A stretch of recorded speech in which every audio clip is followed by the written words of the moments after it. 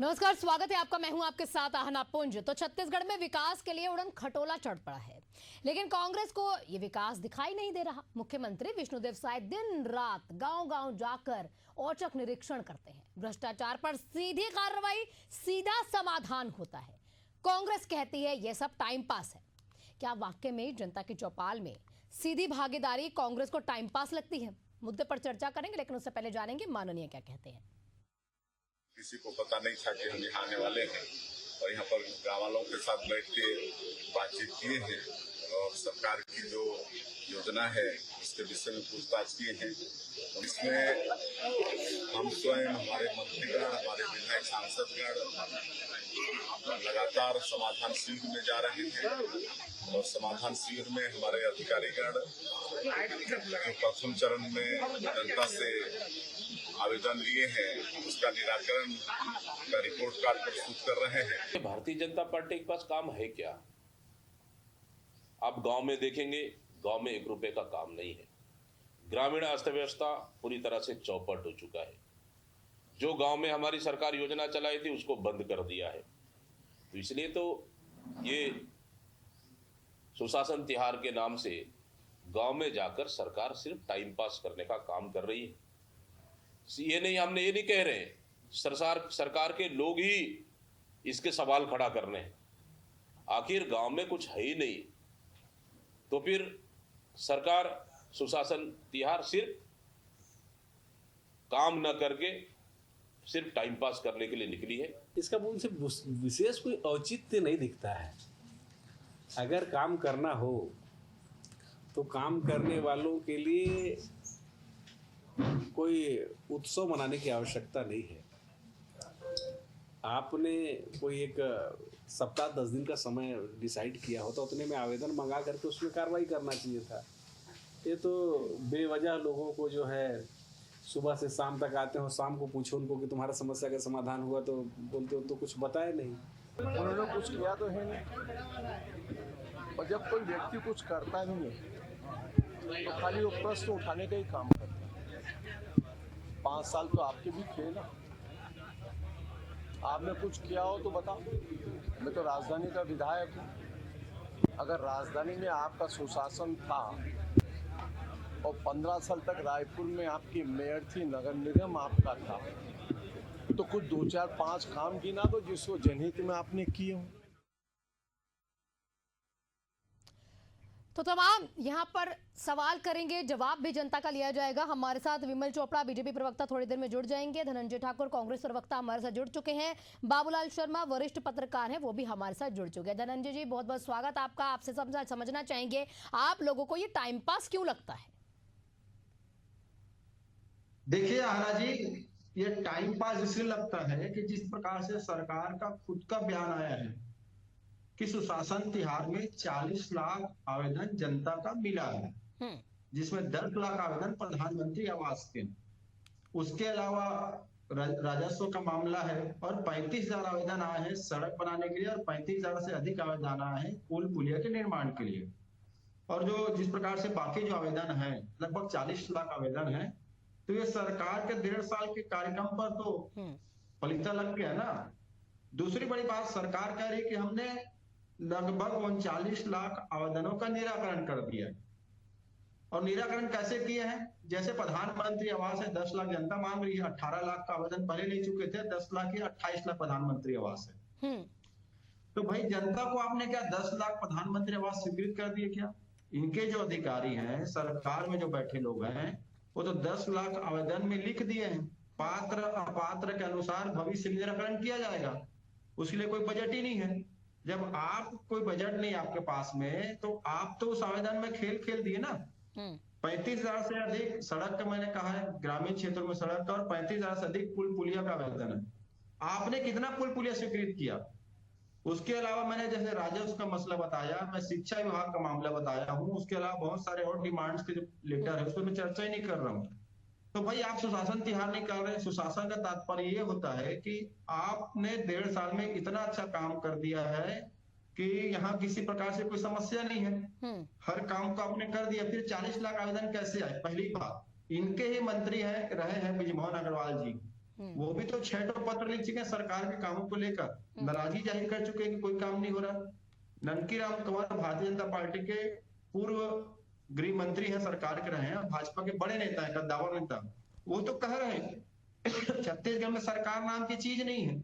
जब भाजपा के नेता कार्यकर्ता नाखुश है, जब जिस सरकार से उनके नेता कार्यकर्ता ही नाखुश है, जनता का 40 लाख आवेदन आता है, सांसद का अलग पत्र आता है, और कई जगह सुशासन तिहार के दौरान आप देखेंगे जनता जब इनसे पूछते हैं कि हमने जो आवेदन दिया था उसका निराकरण क्या हुआ, उस पर आपने क्या किया, तो मंच से उनको जवाब मिलता है कि आपके पास कोई पावती है, तो पावती हो तो हम बता पाए। तो जनता कह रही है कि पावती अगर आप देते तो हम आपको पावती देते, आपने तो हमको पहली पावती नहीं दिया, आवेदन आपने लिया है।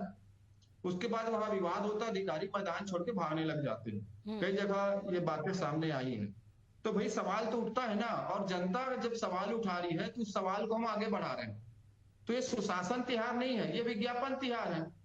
आप जनता के हित में काम करिए, आपके दायित्व है जनता के समस्याओं का निराकरण करने। धनंजय जी, जिस तरह से देखिए आप बता रहे हैं कि इतने सारे आवेदन आ रहे हैं, तो जब हमने अरुण साहू जी से जब बात की थी तो अरुण साहू जी ने बताया था कि ये देखिए कितना फ्रेंडली नेचर है हमारे छत्तीसगढ़ में कि इतने आवेदन लगातार आते हैं। तो जितने भी पुरानी सरकारें रही और पुरानी सरकारों में गड़बड़ी थी, और अब हम गांव गांव घर घर जाके वो सारी गड़बड़ियां खुद ही सुलझा रहे हैं। अरुण साहू जी को ना झूठ बोलने की बीमारी लग गई है, क्योंकि नाकाम हो चुके हैं। वो असफल सरकार के उप मुख्यमंत्री हैं। भाई आवेदन तब आपके पास आ रहा है जब जनता को आपने धोखा दिया है। भाई 10 लाख आवेदन अगर प्रधानमंत्री आवास कभी आ रहे हैं, मतलब आपने 18 लाख आवास देने का जो वादा किया था उसमें से एक भी आवास आपने नहीं दिया है। आप सिर्फ लोगों को झुंझुना दिखा रहे हैं, लोगों को सिग्मा दिखा रहे हैं, फोटो पिक्चर बना रहे हैं, आवाज दे दिए करके, तभी तो आवेदन आए ना। और विधानसभा में जो बातें कही जाती है कि हमारी सरकार के दौरान 18,37,000 से अधिक मकान बन चुके प्रधानमंत्री आवास का, तो मतलब आपने क्या किया है? आप रोजगार के विषय में जनता से बात, युवाओं से बात नहीं कर रहे हैं। आज ही आप देख लीजिए, स्वास्थ्य मंत्री का घेराव होता है, मितानिन जाकर अपनी नौकरी बचाने के लिए गुहार लगाते हैं। तो ये कांग्रेस के लोग तो नहीं है, नंदकीराम कंवर कांग्रेस का आदमी तो नहीं है, बिजमोहन अग्रवाल कांग्रेस का आदमी तो नहीं है, राजेश मुड़त जी जो अभी बड़ी बड़ी बात कर रहे थे आपके टीवी के डिबेट में, उसमें वो तो पत्र लिखे थे, नाराजगी जाहिर की थी प्रदेश बढ़ते आपराधिक घटनाओं को लेकर। तो सारे काम आप करो। कांग्रेस अगर जनता की आवाज उठाए तो राजनीतिक करने की बात करो। ठीक है, तमाम सवाल आप कर रहे हैं। हमारे साथ बीजेपी प्रवक्ता भी जुड़ चुके हैं। धनंजय जी, बीजेपी प्रवक्ता भी हमारे साथ जुड़ चुके हैं, उनसे भी एक बार हम ले लेते हैं प्रतिक्रिया कि उनका क्या कहना है। सर, समझना चाहेंगे, कह रहे हैं कि अगर इतने आवेदन आ रहे हैं इसका मतलब है कि आपकी सरकार में कुछ गड़बड़ियां चल रही हैं, इसलिए इतने लंबे लंबे आवेदन आ रहे हैं। लेकिन फिर भी अगर आप सॉल्यूशन दे रहे हैं तो ये सिर्फ पेपर है, महज कागज पे हो रहा है, समाधान नहीं हो रहा है, ये सब संवाद किया जा रहा है। बिल्कुल बिल्कुल, बहुत सारी चीजें कागज पे समाधान नहीं होता है, लेकिन आवेदन आने का मतलब है कि लोगों का विश्वास है और आवेदन का निवेदन भी हो रहा है, और निवेदन होने के बाद बहुत सारी बातें जो पेंडिंग होती है उसी पे निर्णय लिए जाते हैं। इस प्रकार से जो कैंप आयोजित किए जाते हैं उसका अर्थ ये होता है कि हमें आगे चलकर किस प्रकार की नीति नियत बनानी पड़े, किस प्रकार से ई गवर्नेंस सामान्य हो, जिस प्रकार से इससे पहले भी डॉक्टर रमन सिंह जी अपने प्रथम कार्यकाल में करते थे। उसी के बाद से आयुष्मान योजना शुरू की गई, उसी के बाद किसान कार्ड योजनाएं शुरू की गई, उसी के बाद तीर्थ योजनाएं शुरू की गई। तो जितने व्यापक आवेदन आते हैं उन आवेदनों पर एक विभाग बनाए जाते हैं, फिर उसके निराकरण करने के लिए पॉलिसियां बनाई जाती है। कांग्रेस को समझ में नहीं आएगा, कांग्रेस ने तो स्कैम किया है, लीकर स्कैम, राशन स्कैम, तमाम तरह के स्कैम किया है, खनिज घोटाला, डीएमएफ घोटाला, और हमको काम करना आता है और काम का क्रियान्वयन करना आता है। तो जो अगर आवेदन आए हैं तो हमको उसके ऊपर अलग से मंत्रालय, हर मंत्रालय का अलग से प्रकोष्ठ बनेगा, उसके ऊपर निर्णय होगा। तो काम किस प्रकार से करवाया जाता है उसका एक प्रतिबिंब है, वो समझ में नहीं आएगा कांग्रेस के लोगों को। और चूंकि हमने 3 बार जो हमें जनादेश मिला था, इसीलिए मिला था कि लोगों की समस्याएं क्या है, अब नई नई प्रकार की समस्याएं आती है, उसका किस प्रकार से क्रियान्वयन हो, उसका समुचित रूप से उसका समन्वय हो। तो इस प्रकार से ये स्वराज अभियान चल रहा है और उसका अच्छा प्रतिसाद है।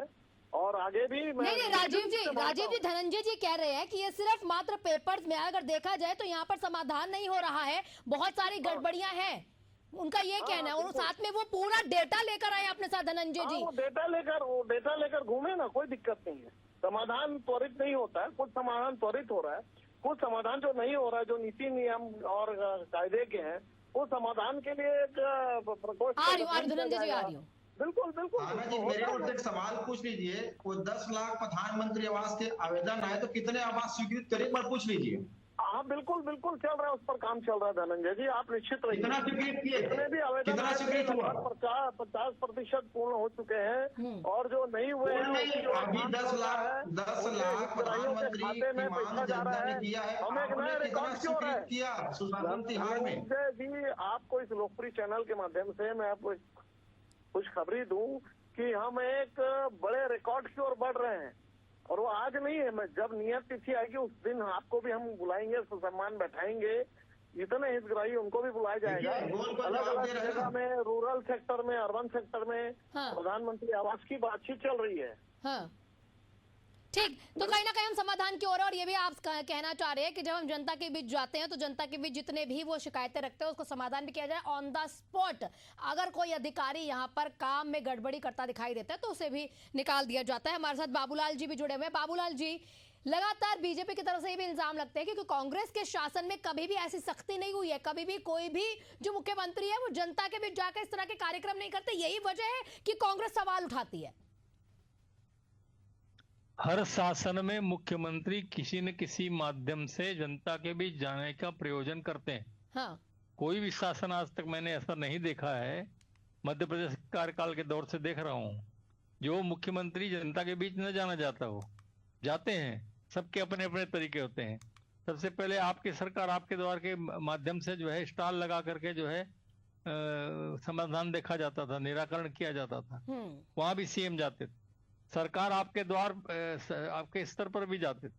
ग्राम स्वराज योजना सबसे सफल रही थी। 15 साल तक के जो है रमन सिंह गांव गांव घूमे, हेलीकॉप्टर का दौरा किया, अचानक भी गए और पता भेज के, सूचना भेज करके भी गए।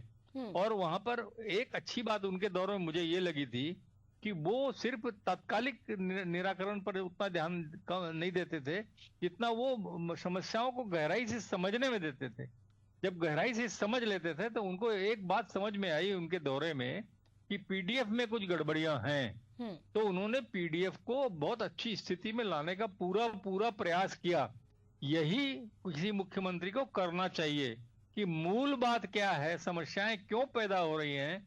एक एक समस्या पर ध्यान देना तो अधिकारियों का काम है, वो सीएम का काम नहीं है। सीएम का काम सिर्फ आवेदन लेना है, लेकिन जो उसके मूल प्रश्न, ये जो समस्याएं पैदा हो रही है, इसके मूल में क्या है, किस कारण से ये समस्याएं बार बार सामने आती हैं, उसको समझना सीएम का जो है दौरे का महत्व होना चाहिए। भेंट मुलाकात के दौर में भूपेश बघेल ने इस मामले को बहुत आगे बढ़ाया था, काफी लोगों से समझने का प्रयास किया था, बहुत सारी बातें उन्होंने समझी थी, लेकिन समय निकल गया और सरकार हाथ से चली गई। नहीं तो बहुत सी योजनाएं उनके दिमाग में रही होंगी, कुछ करना चाहते रहे होंगे, जैसा रमन सिंह ने किया और आज उसका नाम लिया जाता है पीडीएफ के बारे में। इसी तरह जो है अब सुशासन तिहार के माध्यम से विष्णुदेव साय सामने आए हैं, समझना चाहते हैं। एक एक निराकरण के ऊपर मैं नहीं जाता, क्योंकि देखिए समस्याएं आती रहती हैं, समाधान होता रहता है, फिर समस्याएं आती रहती है, समस्याओं पर समस्याएं बढ़ती जाती हैं। उसका कोई निराकरण तत्काल जो है, सारी चीजों का निराकरण संभव नहीं होता है, लेकिन एक निरंतर प्रक्रिया है, सतत प्रक्रिया है। समस्याएं आती रहेंगी, समाधान होते रहेंगे। वो स्थिति जो है सीएम को वो एक एक आवेदन के ऊपर ध्यान देना नहीं चाहिए, वो प्रशासन का काम है। सीएम को ये देखना चाहिए कि मेरे स्टेट के अंदर में जो मूल बातें बार बार उठकर आ रही है, वो उसका मूल कारण क्या है, क्यों हो रहा है ऐसा। अगर आवास नहीं मिल रहे हैं तो क्यों नहीं मिल रहे, किस कारण से नहीं मिल रहे, क्या अड़चन है, उसको दूर करना चाहिए, उसको समझना चाहिए, मेरा जहां तक ख्याल है जी। ठीक, क्योंकि हमारे साथ धनंजय जी भी हैं। धनंजय जी देखिए, बिल्कुल ये बात है कि हर एक मुख्यमंत्री अपना अपना तरीके से अपनी जनता के पास पहुंचता है, यानी कि सरकार आपके द्वार पर पहुंचती है। लेकिन यदि आपकी भी सरकार में इस तरह की चीजें हुई हैं तो आपको अब इनकी सरकार का काम हमेशा टाइम पास क्यों लग रहा है? क्योंकि वो कह रहे हैं हर चीज का समाधान ऑन द स्पॉट नहीं होता, कुछ चीजें होती हैं जो सूचीबद्ध तरीके से होते हैं, उसे उसी तरीके से किया जाता है। सुनिए ना, हमारी सरकार के दौरान क्या आप कहीं भी खबर नहीं पाए क्या 40 लाख आवेदन जनता का आया है क्या? क्योंकि हमारी सरकार में प्रशासनिक तौर पर काम हो रहे थे। छोटी छोटी समस्याओं के लिए अगर जनता आवेदन कर रही, मतलब सरकार पूरी तरीका से फेल हो गई है। मैं बड़े मामले की बात करूंगा। बड़े मामले अगर हैं, कहीं किसी गांव में गए हो आप, तो वहां पे प्रोजेक्ट मांग रही जनता या फिर बड़ा ऐसा इशू है, ये मुख्यमंत्री के हैंडलिंग में होता है। लेकिन अगर छोटे छोटे, अब बिजली कटौती हो रही है, बिजली ठीक से सप्लाई नहीं हो पा रही है, स्कूल में शिक्षा नहीं, सब छोटे मामले हैं। ये छोटे मामले में अगर जनता आवेदन करे, मैं समझ सकते हैं कि आपकी सरकार ने कोई काम नहीं किया है। और आज ही आप देखेंगे, बालोद की घटना का जिक्र करूंगा, एक किसान ने आत्महत्या कर लिया। 1 साल से वो रजिस्ट्री के लिए लगा हुआ था अपने जमीन का, उसकी रजिस्ट्री नहीं हो पाया। क्यों नहीं हो पाया रजिस्ट्री? क्योंकि वहां भारी भ्रष्टाचार था, आपके पास अपडेट सिस्टम नहीं था। आज ही की घटना है, अभी मैंने चैनल में देखा खबर में ये चीजें है। आज ही की घटना में आपको बताना चाहूंगा, मितानी लोग जाके घेराव किए ना कि हमारी नौकरी का क्या होगा, क्योंकि 1 साल हो गया है। वो जो एनजीओ के साथ मितानिनों का जो टाई अप था, वो एनजीओ का काम खत्म हो चुका है। सरकार ने उसको रिन्यूअल नहीं किया। मितानिनों को कहा गया कि आपको परमानेंट करेंगे, 1 साल में आपने उनको परमानेंट नहीं किया, उसको वेतन नहीं मिल पा रहा है, आप काम ले रहे हैं, तो क्या मितानिन खाली पेट काम करेंगे? आप जो काम कर नहीं सकते घोषणा क्यों करते हो? आपने 18 लाख आवास देने का वादा किया था, उसके बाद आप मुख्यमंत्री निवास में जाने वाले थे, एक सफेद कागज में साइन करके आप मुख्यमंत्री निवास चल दिए। अगर आप 18 लाख आवास देने में सफल हो जाते तो क्या 10 लाख प्रधानमंत्री निवास के आवेदन आते क्या? तो हवाई बात करना, जनता को गुमराह करना, ये आसान काम है। मैं बोलता हूँ मुख्यमंत्री के दायित्व है। आखिर छोटे छोटे चीजों के जनता को क्यों आवेदन करना पड़े? क्योंकि आपके यहाँ प्रशासनिक अराजकता है, ठीक, बिना लेन देन कोई काम नहीं होता। और इनके मंत्री, वित्त मंत्री ओपी चौधरी जी को एक रजिस्ट्री वाले मामले में नामांतरण प्रक्रिया के लिए अधिकारियों से काम कराने के लिए उनको ब्लैकमेल करना पड़ा। 6 अधिकारियों का फाइल बंद करवाऊंगा, तब वो अधिकारी मदद करते हैं। जब मंत्री को अधिकारी मदद नहीं कर रहे हैं तो कैसे जनता को मदद कर रहे होंगे? ब्रिजमोहन अग्रवाल जी प्रशासनिक अराजकता को लेकर पत्र लिखते हैं, ननकी राम कंवर प्रशासनिक अराजकता को लेकर सवाल उठाते हैं, तो ये तो कांग्रेस के नेता तो नहीं है ना।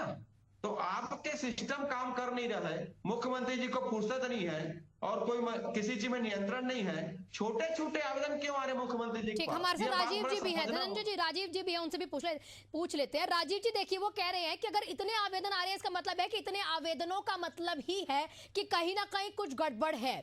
और अगर आपको छोटे छोटे आवेदन जो आ रहे हैं उसको भी सॉल्व करने के लिए अगर सीएम को ही कहीं ना कहीं ग्राउंड पर उतरना पड़ रहा है, यानी कि प्रशासनिक यहाँ पर कुछ ना कुछ गड़बड़ है जिसको सीएम को ही सुधारना पड़ रहा है। राजीव जी,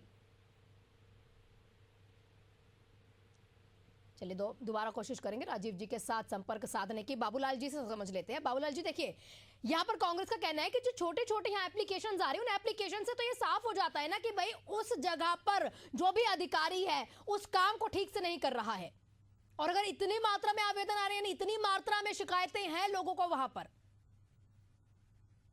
देखिए छोटी समस्याएं अगर बहुत बड़ी मात्रा में आ रही हैं तो ये मान लेना चाहिए कि प्रशासन जो है वो फेलवर है। कहीं ना कहीं वो बेईमानी कर रहा है, जनता के साथ बेईमानी कर रहा है और जनता से जो है वो जुड़कर काम नहीं कर पा रहा है। तो ये स्थिति जो है वो होनी नहीं चाहिए, किसी हाल में नहीं होनी चाहिए। हाँ। और ये हो रही है, मतलब कहीं ना कहीं शासन जो है उसे प्रशासन जो है वो गड़बड़ कर रहा है, वो गड़बड़ियों में जुड़ा हुआ है और कहीं ना कहीं जो है वो काम ठीक से नहीं कर पा रहा है। छोटी समस्याएं आने का अर्थ तो यही है। जहां तक जो है प्रश्न है कि निराकरण, हर सरकार ने कहा है अपने दौर में कि 70-80% हमने निराकरण कर दिया और फिर वही समस्याएं सामने आती हैं। इसका अर्थ ये है कि वो मुख्यमंत्री तो चाहता है कि निराकरण हो जाए, सरकार के प्रशासनिक अधिकारी उनको बता देते हैं कि 70-80% हमने निराकरण कर दिया, उसके मॉनिटरिंग की कोई व्यवस्था नहीं है। तो इसलिए जो है वही समस्याएं फिर से सामने आ जाती है। ये मॉनिटरिंग न हो अगर किसी काम में तो ये इसका हाल यही रहता है। जी ठीक, आप सभी का बहुत बहुत शुक्रिया। आप देखिए जिस तरह से आवेदन लगातार आ रही हैं, जिस तरह से सरकार चौपाल में पहुंच भी जाती है और मुख्यमंत्री खुद फीडबैक लेने के उतरते भी हैं, लेकिन सवाल यही उठते हैं कि क्या सच में समाधान हो रहा है? जिस तरह से संवाद कर रहे हैं हमारे मुख्यमंत्री और सिस्टम पर यहाँ पर जो लापरवाहियां हैं, काम ना करने वालों पर गाज भी गिर रही है, सवाल उस पर जरूर उठते हैं।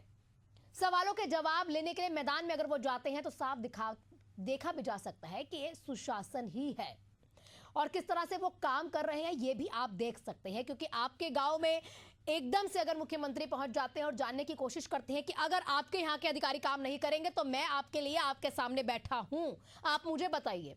और वहीं पर लगातार कांग्रेस यहाँ पर सवाल उठाती है, अगर ये चौपाल सच में टाइम पास है तो जनता की आवाज अनसुनी सच में की जा रही है। लगातार कांग्रेस इस तरह के सवाल करती है, लेकिन विपक्ष को यह भी समझना होगा कि अब राजनीति सिर्फ भाषणों से नहीं चलती, एक्शन से चलती है और एक्शन मुख्यमंत्री के द्वारा लिए जा रहे हैं। जनता भी देख रही है कि कौन जमीन पर उतरकर काम करता है, कौन बयानबाजी करता है। खैर, फिलहाल सीएम का उड़न खटोला जो है अगले जिले की ओर बढ़ चुका है। 31 तारीख आखिरी तारीख है। आपके गांव में कब सीएम पहुंच जाएंगे ये आपको देखना जरूर होगा और तैयार रहिएगा। अगर कोई शिकायत किसी अधिकारी से है, कोई शिकायत आपके गांव में है, तो मुख्यमंत्री आपके पास जरूर पहुंचेंगे और उसका समाधान ऑन द स्पॉट होगा। फिलहाल इस बुलेटिन में इतना ही। देखते रहिए एशियन न्यूज।